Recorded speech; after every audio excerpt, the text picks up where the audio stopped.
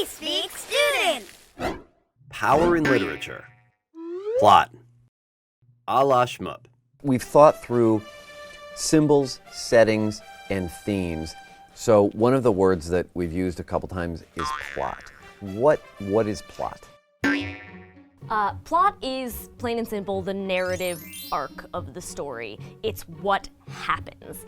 There's a very famous way to map the plot, which is called Freytag's pyramid. It's that the plot always starts with exposition, which is the narrator or the author kind of setting up the story and getting you ready for what's about to come.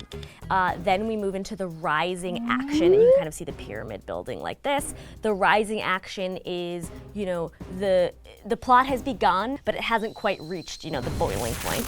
Then we get to the top of the pyramid and we're at the climax.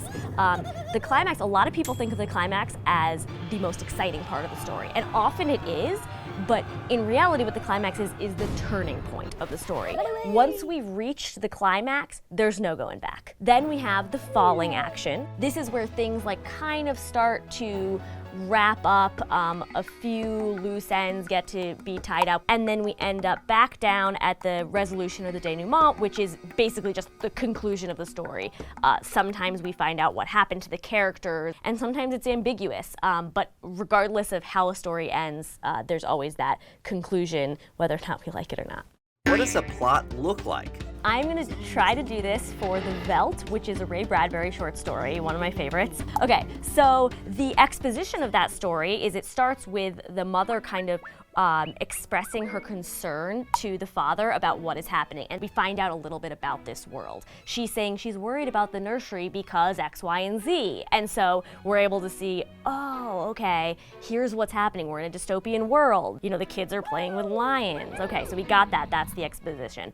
Then the rising action happens as we see the kids kind of playing in the African veldt, and we see the lions get a little bit feisty, and things start to kind of get a little bit concerning.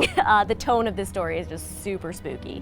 That builds up to the climax when the mother and father realize something is very, very wrong, and they bring in the psychologist who kind of confirms this and says, you have to turn the nursery off, you have to turn the entire house off.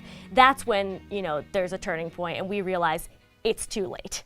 It's not going back. They can't turn the house off. Then the falling action happens when, the parents go to try and get the kids out, and the kids are like, oh yeah, mom and dad, come on in.